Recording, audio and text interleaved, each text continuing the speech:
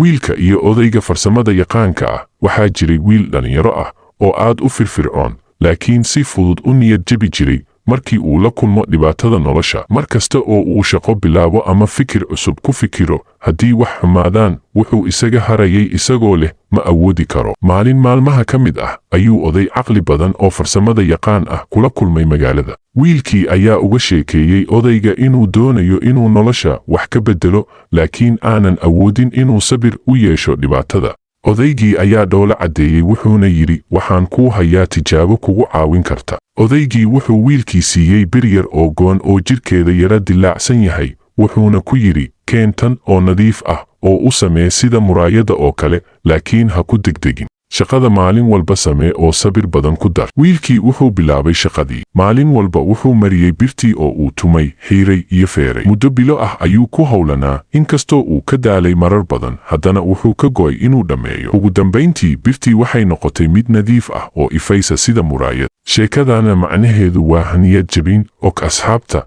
likin nagu sharfa, subscribe furo si aad nooga heshaa sheekooyinka iyo kuwa ka qurxoon. Waa anagoo ah Carrefour Technology. Waxaa idin leenahay sidaas iyo nabadgelyo.